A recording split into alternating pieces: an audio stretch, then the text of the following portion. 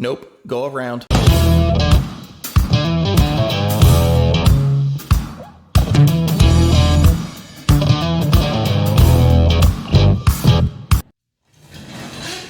Hey everybody, welcome to The Whole Truth, where I am taking you through the entire Bible from Genesis all the way to Revelation, and we are not skipping anything. So if that sounds good to you, make sure that you reach down and hit the little subscribe button below. Don't forget that you can go over to thewholetruthbiblestudy.com, and there you will find all of the videos in one convenient location, plus ways to support the channel and some future Bible studies coming up. So looking forward to all of those things, but that's not the most important thing. What's the most important thing? Grab your Bible. Turn it open to Numbers chapter 20 and then find verse 14. So Numbers chapter 20 and find verse 14. And what we see today is a story as Israel is finally making their way toward the promised land. Now, something has happened here. I brought it up briefly in the last video. Something has happened. Israel has gone from Egypt in the book of Exodus. From Egypt, they've come out of Egypt to Sinai. That was in the book of Leviticus. They were at Mount Sinai and they received the law. And then they came off of Mount Sinai and they made their way towards the promised land, but they refused to go into the promised land. And so that was kind of the third thing that happened, is they refused to go into the promised land, and God said, fine, you have to wander in the wilderness until all of this generation dies off. Well, we're nearing the end of all of that generation dying off. That's what happened. You had the wilderness wandering, and it happened silently in the book of Numbers. I think I've referenced this in the first video that I talked about Numbers as the stories. There's these great stories in the book of Numbers, but it kind of starts out with some great stories with this one group of people. Then you have the 40 years of wilderness wandering. Very little is said about that 40 years of wilderness wandering. We don't get a whole lot about that. We just kind of jump forward in time, and then that's where we are now, a new generation, as the older generation had died off in the wilderness, sometimes in bigger groups, and sometimes of natural causes, like Miriam, the sister of Moses, has died at this point. But as the people have died off, now you have this new group of people, and they are now making their way back toward the promised land again. Now, they're not going to enter into the promised land in a biblical sense. They're not going to enter in until we get through the book of Deuteronomy. What's going to happen in Deuteronomy is God's going to repeat the law to the people who were young when their parents had disobeyed. So all those laws that they'd received in Leviticus at Mount Sinai, they're kind of repeating those. They're going to repeat those on the other side of the river before they cross over into the promised land. That'll be the book of Deuteronomy. So you're not even going to see the promised land, the people going into the promised land, until we get into the book of Joshua. So that's the context of what's happening. As they're making their way in, they come to a city, the city of Edom, and they ask the king of Edom, could they pass through? They're not going to charge through this time. 38 years later, they're not passing through by charging. They're asking diplomatically. And they're saying, can we come through? And the king of Edom says, no. Now, what does this mean for us? Well, I hope to show you that. I hope to make some practical application from this. This is Numbers chapter 20 and verse 14. Now, Moses sent messengers from Kadesh to the king of Edom. Thus says your brother Israel, you know all the hardship that has befallen us, how our fathers went down to Egypt, and we dwelt in Egypt a long time. And the Egyptians afflicted us and our fathers. When we cried out to the Lord, he heard our voice and sent the angel and brought us up out of Egypt. And now here we are in Kadesh, a city on the edge of your border.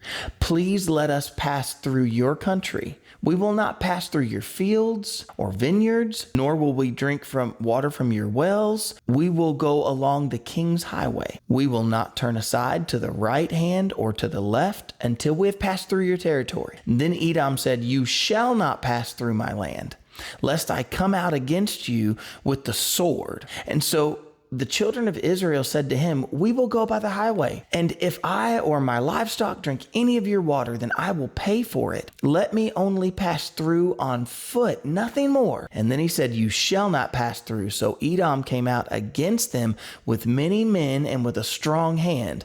Thus Edom refused to give Israel passage through his territory. Listen to this. So Israel turned away from him. Isn't that interesting? What you see is that Israel sends a letter. They reach out to the king of Edom. They send a message to him and they say, please let us pass through. We won't turn to the right or to the left. We're not trying to invade. We're not going to flood your cities and take up all your inns in your town. All we need to do is just walk through. We'll walk by the king's highway. We won't turn to the right or to the left. We won't, even if our animals were to get a drink of water from a stream that runs through your land, then we will pay for it. We'll pay for water from a public stream. I guess the United States government and the local governments decided to take a lesson from that and make us pay for running water. Anyways, that's a different topic. But you understand what Moses was saying, right? Like, we're not going to bother anything. Edom says, no, if you try to come through, I'm going to come out against you with the sword. Well, they call out one more time and they say, we're not going to bother anything. We won't hurt anything. We won't eat anything. We won't drink anything. We won't traipse through, break down and traipse through your fields. We'll stay on the highway. Edom says, absolutely not. He comes out against them with a strong hand. And what happened? Israel turned away from them. Now, there's two things that I want to point out from this. Number one, I want you to notice that Israel turned away. They went a different way. Not everything has to be a battle. Did you hear that? Not everything has to be a battle. Sometimes it's okay to walk away. I don't know who that word is for this morning, or maybe for you it's afternoon or middle of the night and you can't sleep.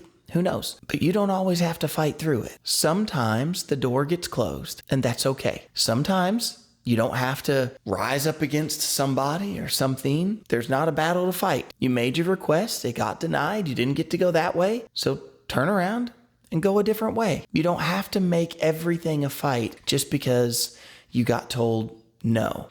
I used to try to tell this to my children, often, especially with children, but I think all people do this. We ask a question and we really were anticipating a yes. And when we get a no, then we get mad because somebody else told us no. But then you have to ask yourself the question, why did you ask in the first place? If you don't expect that no could be the answer, maybe you ought to check whether or not you should ask. It doesn't always have to turn into a fight because somebody said no or because you didn't get the thing the way that you thought you were going to get it. There's number one. There's a second thing that I want to point out to you. Actually, there's three things that I want to point out to you. But the second thing I want to point out to you is this. They still went to the promised land. They didn't just give up on the promised land because they can't walk through the easier route and go through Edom. They wanted to go through Edom. They thought that was the best way to go. They sent a letter. They got told no. But they don't throw their hands up now and go, oh, forget it. We're not even going to go into the promised land. I mean, to be completely honest, I could have seen that out of ancient Israel. I mean, they refused to go in before after they had spied out the land. I mean, it could be that they started crying out to Moses right now and said, Moses, see, this is a sign. Is this how it's going to be? But they didn't. They turned around and they went another way because they were still going to the promised land. At this point, they're just not going to go through Edom. So they're just going to find another route, but they're still headed in the same direction. You see, that should be the truth for us as well. If God's called you to something, just because a door got shut, just because a passage wasn't open to you, doesn't mean that God hasn't called you to that thing. It just might mean that he doesn't want you to go that way. You get what I'm saying? And then there's one more thing I want to point out. This one kind of hit me here at the last moment, but I think I ought to say it, which is this. God had promised to bless those who bless Israel and to curse those who curse Israel. And Edom here had a chance to bless Israel, but they refused. And so Israel turned away. I just have to wonder how much blessing the Lord would have brought to Edom. Not only do we see Israel not fighting with Edom in this particular situation, but we also see that they turned away. They walked away. Can you imagine standing there as the king of Edom watched so proudly probably as Israel went the other way? But truthfully, what was happening was their blessing was walking away. How many blessings have we sent away because we didn't want to do something because we were being stubborn or hard-headed or untrusting or whatever it might have been? I don't know why the king of Edom didn't let the people pass through. I could come up with some guesses. I could say that probably didn't want to put his people at risk. There was a couple of million Israelite people to let them all come in. What if they all turned on him when they came in? I mean, it could have been that he was just trying to protect himself and just trying to protect his people. But then I could say the same to that. How many times have you been trying to guard yourself or protect yourself, but really what you were doing was turning away your blessing? And how many times have you stood and watched your blessing walk the other way? And maybe you didn't even know it. Maybe you stood there with a proud look on your face thinking you had done the right thing. But really what you did was you sent your blessing the other way. I would recommend that maybe we stop for a moment and we pray and ask the Lord, what are the things that he wants us to do? And where are the places that he wants us to go? Let's not turn our blessings away too quickly and you forget that maybe God's working in something in a little different way than what we had thought. I hope this message blessed you today, and I hope that you come back tomorrow as we get into Numbers chapter 20 and verse 22. See you.